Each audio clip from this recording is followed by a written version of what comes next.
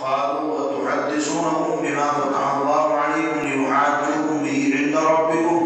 تم کیوں کہہ دیتے ہو ان سے جو ظاہر کیا اللہ تبارک و تعالیٰ نے تم پر تاکہ جھٹلائیں تم کو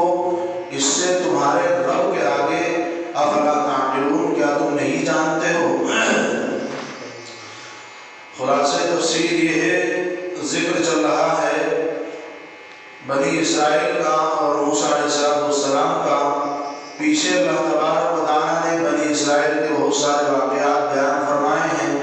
اس کے بعد اللہ تبارک و تعالیٰ نے ایک واقعہ اور ایک قضیہ بیان فرمایا تھا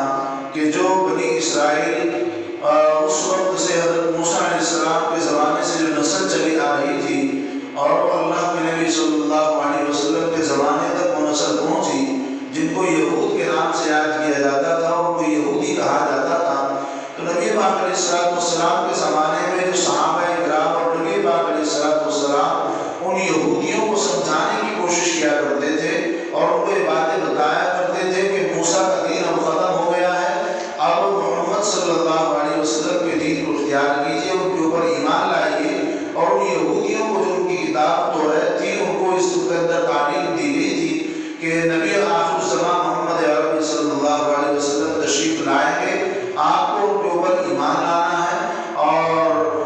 جو شریعت کو دیں گے اس کے اوپر عمل کرنا ہے۔ تو اللہ تبارک و تعالیٰ نے نبی پاک علیہ السلام کو بھی اور دیگر صحابہ کو بھی یہی بات کہی تھی کہ جن لوگوں کو آپ سمجھانے کی کوشش کر رہے ہیں یہ یہود اب سمجھنے والے نہیں ہیں۔ اس کے بعد اللہ تبارک و تعالیٰ نے ان یہودیوں کی ایک صفت کو بیان فرمایا ہے اور ان کی کیفیت کو اللہ تبارک و تعالیٰ نے بیان فرمایا ہے۔ کیا کیفیت بیان فرمائی ہے؟ ان یہودیوں کے اندر بھی منافقت والی عادت تھی، جیسا کہ پہلے منافقوں کا ذکر آیا ہے۔ منافق اس آدمی کو کہتے ہیں کہ میرے منہ پر میری بات، دوسرے کے منہ پر دوسرے کی بات، یعنی کہ وہ منافق جب مسلمانوں سے ملتے تھے تو مسلمانوں کی بات کہتے تھے اور جب کفار سے ملتے تھے تو کفار کی بات کہتے تھے۔ تو یہی عادت منافقت والی ان یہودیوں کے اندر بھی پڑی ہوئی تھی، ان اسرائیلیوں کے اندر تھی جو موسیٰ علیہ السلام کے زمانے سے چلے آ رہے تھے اور آپ علیہ السلام کے زمانے میں بھی موجود تھے۔ بہرحال جب وہ لوگ ان کی یہودیوں کی صفت کو اللہ تعالیٰ بیان فرما رہے ہیں، وَإِذَا لَقُوا الَّذِينَ آمَنُوا قَالُوا آمَنَّا، جب وہ ملتے ہیں ایمان والوں سے، مسلمانوں سے ملاقات کرتے ہیں تو کیا کہتے ہیں؟ قَالُوا آمَنَّا، کہ ہم تو ایمان لے آئے ہیں، ہم تو مسلمان ہو گئے ہیں۔ وَإِذَا خَلَا بَعْضُهُمْ إِلَىٰ بَعْضٍ، اور جب وہ ملتے ہیں اپنے دوسرے یہودیوں سے جو علی الاعلان یہودی تھے اور وہ محمد کے دین کا انکار کرنے والے تھے، یہ لوگ تو ایسے تھے کہ منافقت والا عمل کرتے تھے، یہ چھپ چھپ کر کے رہتے تھے کہ ہم مسلمان بھی ہیں اور ہم یہودی بھی ہیں، ظاہر نہیں کرتے تھے کہ ہم یہودی ہیں بلکہ اپنے آپ کو مسلمان ظاہر کرتے تھے۔ تو جب یہ منافق یہودی ان یہودیوں سے ملتے جو علی الاعلان یہودی تھے، ان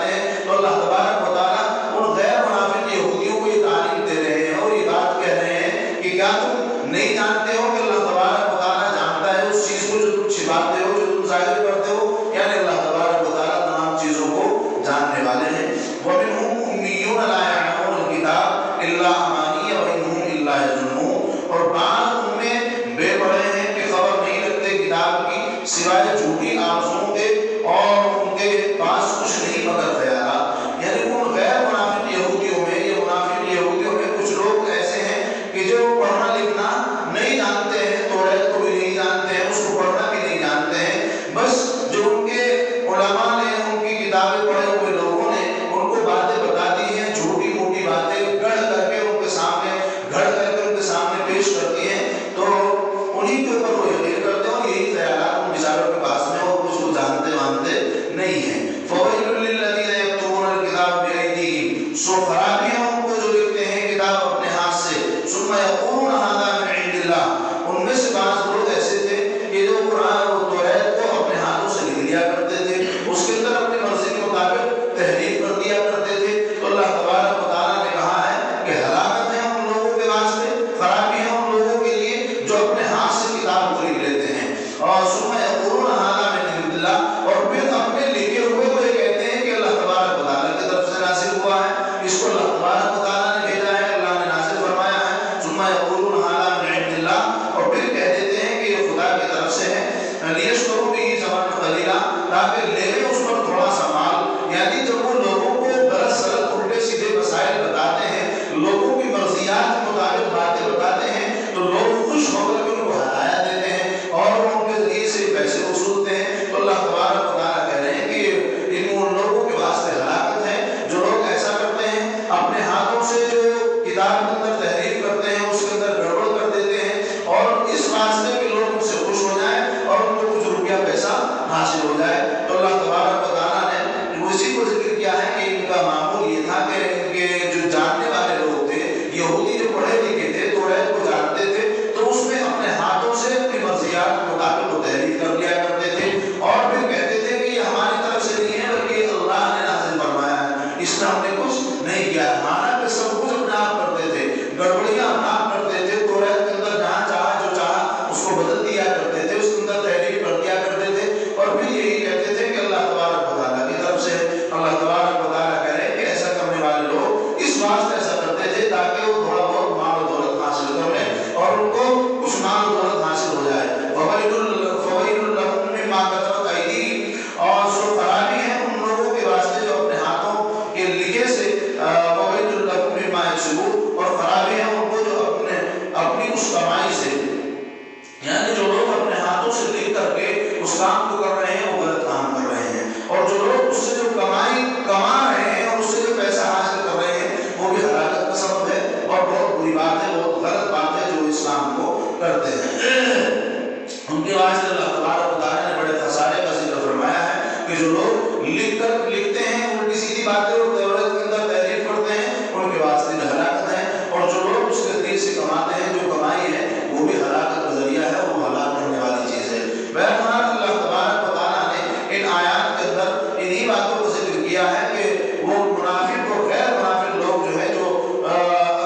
मुसलमानों से कुछ बातें छिपा करके रखते थे, तो अल्लाह तबारक व तआला ने उनको कहा है कि तुम नहीं जानते हो कि मैं सब चीज़ों को जानने वाला हूँ। बहरहाल अल्लाह तबारक व तआला ने वो तमाम राज जो मुनाफिक यहूदी या गैर मुनाफिक यहूदी छिपा करके रखते थे, उन सब का ज़ुहूर अल्लाह तबारक व तआला ने मुसलमानों के सामने फरमाया और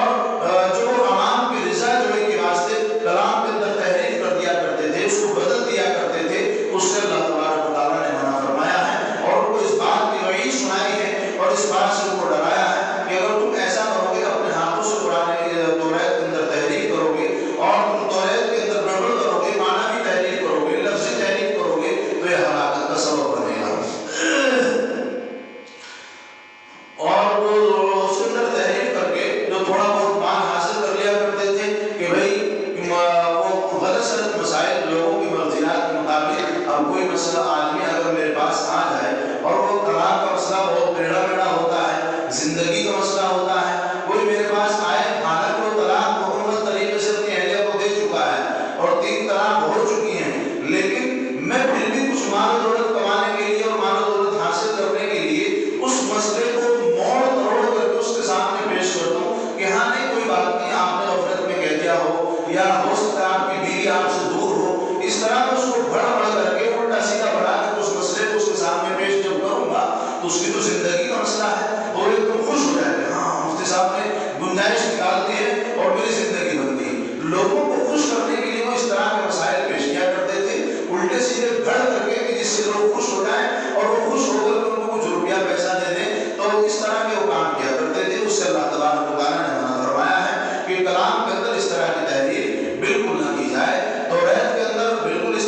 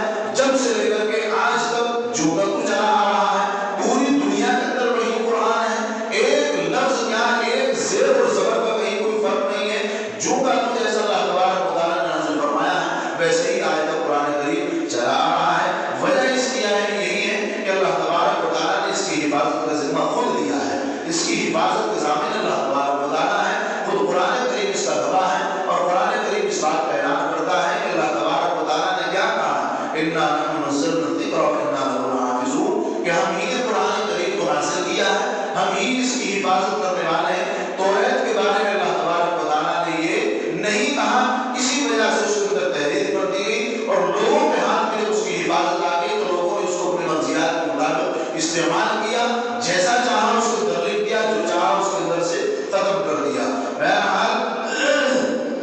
یہ ان کے قصے اور واقعات اللہ تبارک و تعالیٰ نے جو قرآن کریم کے اندر ذکر فرمائے ہیں، یہ بتانے کے لیے کہ پہلے کی قومیں کس طرح کی مطلب کیا ان کا حال تھا، بنی اسرائیل کا، اس کے بعد تک چلنے والے یہودیوں کا، ان سب کے حال و احوال کو اللہ تبارک و تعالیٰ نے بیان فرمایا ہے۔ ان سب حرکتوں کے باوجود اور ان سب غلطیوں کے باوجود بھی وہ کیا کہتے تھے کہ ہم کو جہنم میں نہیں جلایا جائے گا اور ہمیں کوئی گناہ کوئی عذاب نہیں ہوگا۔ مطلب اتنی شرارت موسیٰ علیہ السلام کے زمانے سے آدم علیہ السلام کے زمانے تک پہنچ گئے، لیکن ذہن وہی شرارت تھا کہ نسل در نسل منتقل ہوتے چلا۔ تو وہ یہ کہتے تھے اتنے سب گناہ کرنے کے باوجود، اتنی غلطیوں کے باوجود، یہاں تک کہ دین محمدی کا بھی انکار کر رہے ہیں۔ بھائی جب حضرت محمد صلی اللہ علیہ وسلم کا زمانہ شروع ہو گیا ہے، آپ نبی بنا دیے گئے ہیں، تو ظاہر بات ہے ہمیں نبیوں کو تو سب کو ماننا ہے۔ کم و بیش 1,24,000 انبیاء علیہ السلام جو اس دنیا کے اندر تشریف لائے ہیں، ان سب کے اوپر ہمیں ایمان رکھنا ہے، مگر باتوں کو کس کی ماننا ہے، شریعت کو کس کی ماننا ہے؟ شریعت وہی مانی جائے گی جس زمانے میں آدمی موجود ہوگا۔ تو یہ یہود جو تھے، یہ نبی حضرت موسیٰ علیہ السلام کی شریعت پر عمل کرنے والے تھے۔ اس کے بعد جب شریعت آئی ہے تو نبی کریم صلی اللہ علیہ وسلم کی شریعت آئی ہے، تو ان کے لیے حکم یہ ہوا کہ موسیٰ علیہ السلام کی شریعت جو ہے وہ منسوخ ہو گئی ہے، اب اس کو ختم کرو، اس کو بند کرو، توریت کے اوپر عمل نہ کرو، موسیٰ کی جو شریعت ہے اس کے اوپر عمل نہ کرو، اس لیے کہ اب تم نے زمانہ پایا ہے نبی آخر الزمان کا، محمد عربی کا، اس لیے اب تمہارے اوپر لازم اور ضروری ہے کہ تم محمد کے اوپر ایمان لاؤ، قرآن کریم کو مانو، جو شریعت اب تمہیں دی جائے گی اس کے اوپر عمل کرو۔ لیکن اس کے اوپر عمل نہیں کرتے تھے کہ نہیں ہم تو موسیٰ کے دین پر عمل کر رہے ہیں، اس لیے ہم مومن ہیں، ہم مسلمان ہیں اور ہم محمد کو نہیں مانیں گے، محمد کا بھی انکار کر رہے ہیں۔ حضرت عیسیٰ علیہ السلام جو ان سے پہلے آئے ہیں، ان کا بھی انہوں نے انکار کیا ہے۔ دین عیسوی اور دین محمدی دونوں کا انکار کرنے کے باوجود پھر بھی وہ اس بات کو کہہ رہے ہیں کہ ہم تو مومن ہیں اور ہمیں کوئی عذاب ہونے والا نہیں ہے۔ اسی کا ذکر اللہ تبارک و تعالیٰ نے اگلی آیات میں فرمایا ہے، وَقَالُوا لَن تَمَسَّنَا النَّارُ إِلَّا أَيَّامًا مَّعْدُودَةً، اور کہتے ہیں کہ ہم کو ہرگز آگ نہ لگے گی مگر چند روز گنے چنے، یعنی ہم کو جہنم کے اندر نہیں ڈالا جائے گا مگر چند گنے چنے دن کے واسطے، کہ ہم نے کوئی غلطی کی ہوگی تو اس غلطی کی برداشت میں اس کی سزا بھگتنے کے لیے ہمیں چند ایک دنوں کے لیے ہمیں جہنم کے اندر ڈال دیا جائے گا، ورنہ ہمیں اس گناہ کا اور آگ کا عذاب نہیں ہو سکتا ہے۔ اس لیے کہ ہم مومن ہیں، ہم کافر نہیں ہیں۔ جہنم کا عذاب تو کافروں کو ہوگا، حالانکہ ان کا یہ کہنا غلط تھا، وہ کافر تھے۔ وہی وجہ کہ موسیٰ کی شریعت منسوخ ہو چکی تھی، محمد کی شریعت اب لاگو ہو گئی تھی، محمد کو محمد کی شریعت کا انکار کرنے والے تھے، تو وہ کون تھے؟ کافر تھے۔ اس لیے کہ اللہ تبارک و تعالیٰ نے حکم دیا تھا کہ اور ان کو توریت کے اندر یہی تعلیم دی تھی اور کہ محمد صلی اللہ علیہ وسلم جب آ جائیں گے ان کے اوپر ایمان لانا ہے، قرآن کریم جب نازل کر دیا جائے گا اس کے اوپر عمل کرنا ہے، اس کو ماننا ہے۔ لیکن انہوں نے ایسا نہیں کیا، ان سب کے انکار کے باوجود پھر بھی کہہ رہے ہیں کہ ہمیں جہنم میں نہیں ڈالا جائے گا۔ قُلْ أَتَّخَذْتُمْ عِندَ اللَّهِ عَهْدًا فَلَن يُخْلِفَ اللَّهُ وَعْدَهُ، تو اللہ تبارک و تعالیٰ نے نبی پاک علیہ السلام سے کہا، اے محمد ان سے ذرا پوچھو تو صحیح، ان یہودیوں سے ذرا کہو تو صحیح کہ کیا تم نے اللہ تبارک و تعالیٰ سے کوئی عہد و معاہدہ کر رکھا ہے اس معاملے کا کہ ہاں تم کو جہنم کے اندر نہیں ڈالا جائے گا؟ تو اللہ تبارک و تعالیٰ نے نبی پاک علیہ السلام کو کہا کہ ان یہودیوں سے پوچھو کہ کیا انہوں نے کوئی عہد و معاہدہ اللہ تبارک و تعالیٰ کے ساتھ کر رکھا ہے کہ ہاں اللہ تبارک و تعالیٰ ہمیں جہنم میں نہیں ڈالے گا، یا پھر ایسے ہی بکواس کر رہے ہیں فَلَن يُخْلِفَ اللَّهُ وَعْدَهُ کہ اللہ تبارک و تعالیٰ اپنے کے وعدے کے خلاف نہیں کرے گا، یا پھر اب تقولون علی اللہ ما لا تعلمون، اللہ پر جو یہ بھی اس بات کو جوڑ رہے ہیں اللہ تبارک و تعالیٰ کے ساتھ میں جس کو یہ جانتے تک بھی نہیں ہے۔ اللہ تبارک و تعالیٰ نے نبی پاک علیہ السلام کو ان کی اس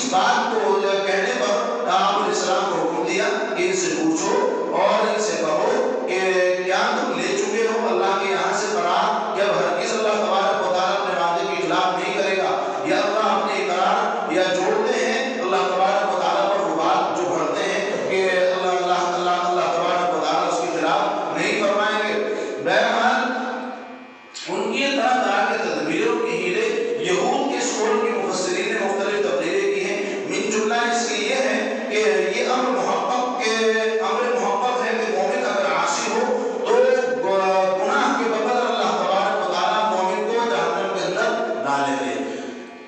یہ امر محبت ہے اور یہ بات یقینی ہے کہ مومن کو اس کے گناہ کے بقدر اللہ تبارک و تعالیٰ جہنم کے اندر ڈالیں گے، مگر ایمان کی وجہ سے دائمی عذاب اس کو جہنم میں نہیں دیا جائے گا. چند دنوں کے بعد میں جب اس کے گناہوں کا عذاب اس کو مل جائے گا، اس کی سزا اس کو مل جائے گی، تو اللہ تبارک و تعالیٰ مومن کو نجات دے دیں گے. بس یہود کے دعوے میں حاصل یہ تھا کہ چونکہ ان کے اوپر جو ہے دین موسوی کا ظلم چڑھا ہوا تھا، اور وہ یہ سوچ رہے ہیں کہ دین موسوی ہم کو اپنے نجات دلانے والا ہے، ہمیں محمد کے دین پر عمل کرنے کی کوئی ضرورت نہیں ہے. حالانکہ ایسا نہیں تھا. حضرت موسیٰ علیہ السلام کا دین آپ علیہ السلام کے شریعت آنے سے منسوخ ہو گیا تھا، اور وہ یہود یہ سمجھ رہے تھے کہ ہم مومن ہیں، ہم کافر نہیں ہوئے، اس لیے کہ ہم تو موسیٰ کے دین کو مان رہے ہیں. حالانکہ مومن وہ تب ہوتے جب محمد کے دین کو مانتے. اب محمد کے دین کا جو وہاں کو پہلے مومن تھے جب تک کہ محمد کا دین نہیں آیا تھا. محمد کا دین آ جانے کے بعد میں کیا بنے؟ وہ کافر بن گئے ہیں، اس لیے کہ انہوں نے اس کا انکار کیا ہے. انکار نبوت حضرت عیسیٰ علیہ السلام اور جناب حضور صلی اللہ علیہ وسلم سے کافر نہیں ہوئے. وہ اس بات کا یقین رکھتے تھے کہ ہم موسیٰ کا انکار کر رہے ہیں تب بھی کافر نہیں، محمد کا انکار کر رہے ہیں تب بھی کافر نہیں ہوئے. بس اگر کسی عصیان کے سبب کسی گناہ کی وجہ سے ہمیں دوزخ کے اندر ڈالا گیا تو ہم پھر نکال لیے جائیں گے، کیونکہ ہم تو مومن ہیں، اس لیے ہم پھر نکال لیے جائیں گے. حالانکہ ایسا نہیں تھا. وہ مومن نہیں تھے، وہ کافر تھے. اپنے خیال پر مومن تھے لیکن در حقیقت وہ کافر ہی تھے. اور چونکہ یہ دعویٰ بنا فاسد عمل فاسد ہے، یعنی فاسد چیز پر فاسد بات کا دعویٰ کیا جا رہا ہے، یعنی ان کا دین موسوی پر ہونا یہ بھی فاسد ہے، اس لیے کہ وہ منسوخ ہو چکا ہے. اور اس دین پر رہتے ہوئے اس بات کا دعویٰ کرنا کہ ہمیں جہنم میں نہیں ڈالا جائے گا، ہمیں جنت میں بھیجا جائے گا، یہ بھی فاسد ہے. تو فاسد چیز پر فاسد چیز ہی کا دعویٰ کیا جا رہا ہے، یعنی دین موسوی فاسد ہو چکا ہے. اب اس فاسد چیز کو، اس فاسد چیز کی وجہ سے اپنے آپ کو سوچ رہے ہیں کہ ہمیں جہنم کے اندر نہیں ڈالا جائے گا. ان کا یہ دعویٰ کرنا بھی بالکل فاسد ہے اور بیکار ہے. بہرحال کیونکہ وہ دین موسوی کی ابدیت کا دعویٰ کرتے تھے کہ دین موسوی جو ہے وہ ہمیشہ سے ہمیشہ تک رہے گا، حالانکہ ان کا یہ خیال بالکل غلط تھا. شریعت محمدیہ جب سے لاگو ہوئی ہے تب سے وہ پھر تک رہے گی. ان کا یہ جو خیال تھا کہ ہم جو جس دین پر عمل کر رہے ہیں حضرت موسیٰ علیہ السلام کا دین ہمیشہ سے ہے اور ہمیشہ رہے گا، قیامت تک یہی دین چلتا رہے گا. حالانکہ اللہ نے توریت کے اندر ان کو خبر دی تھی کہ موسیٰ کا دین ختم ہو جائے گا، آگے محمد کی شریعت کو لاگو کیا جائے گا. لیکن ان کا یہی خیال تھا کہ موسیٰ کے دین جو ہے وہ ہمیشہ تک رہے گا. لہٰذا انکار نبوت مسیحیہ و محمدیہ کے سبب وہ لوگ کافر ہوں گے، اور کفار کے لیے 5 چندے یعنی چند دنوں کے بعد دوزخ سے نکل جانا اس کی کوئی گنجائش نہیں ہے. کفار کو ہمیشہ جہنم کے اندر رہنا پڑے گا اور اس کے اندر جانا پڑے گا. کسی بھی آسمانی کتاب میں نہیں جس کو اللہ تعالیٰ نے عہد سے تعبیر فرمایا ہو اور بس ثابت ہوا کہ دعویٰ ان کا بلا دلیل ہے، بلکہ خلاف دلیل ہے اور خلاف دعویٰ ان کی یہ بات ہے. غلط بات کر رہے ہیں جو کہہ رہے ہیں کہ ہم کو اللہ تبارک و تعالیٰ جہنم میں نہیں ڈالیں گے، اگر ڈالیں گے تو کچھ دنوں کے لیے. تو اللہ کہہ رہے ہیں ان کا یہ کہنا بالکل غلط ہے. نہ ہی تو میں نے ان سے کوئی عہد و معاہدہ کیا ہے، نہ ہی میں نے کوئی قول و قرار کیا ہے، اور نہ میں نے ان کو کوئی ایسی بشارت سنائی ہے کہ تم محمد کے دین کا انکار کرو تب بھی میں تمہیں جنت کے اندر ڈالوں گا. ایسا کچھ نہیں ہے. اگر انہوں نے محمد کے دین کا انکار کیا ہے تو وہ کون ہوں گے؟ وہ کافر ہوں گے. اور کافر کی سزا یہ ہے کہ اس کو چند دنوں تک نہیں رکھا جاتا ہے بلکہ ہمیشہ ہمیشہ اس کو جہنم کے اندر رکھا جاتا ہے. یہ سب باتیں ہیں ان کی. اور آپ علیہ السلام کے زمانے کے جو یہود تھے اب ان کا ذکر شروع ہو گیا ہے. انہیں کی ایک صفت کا یہ جو صفت تھی اور ان کی جو یہ عادت تھی کہ وہ اپنی باتوں کو مسلمانوں سے چھپایا کرتے تھے، لیکن اللہ تبارک و تعالیٰ تمام راز مسلمانوں کو برظاہر فرما دیا کرتے تھے اپنی قدرت سے. اور آگے ان کا دعویٰ تھا کہ ہم کافر ہیں، ہم مومن ہیں، کافر نہیں ہیں. یہ ان کا دعویٰ بالکل غلط ہے. وہ کافر ہی تھے، ان کو جہنم کے اندر ہمیشہ ہمیشہ کے لیے ڈالا جائے گا. بہرحال آج کی مجلس کا سبب ایسا کوئی خاص نہیں ہے، بس یہ واقعہ بتانا مقصد تھا. اور ان واقعات سے ہمیں کیا سبق ملتا ہے، کیا سیکھ ملتی ہے ان واقعات سے؟ ان واقعات سے ہمیں سیکھ یہی ملتی ہے، سبق یہی ملتا ہے کہ ہمارے دلوں کے اندر نفاق نہیں ہونا چاہیے. ہمارے دلوں کے اندر دو طرفہ باتیں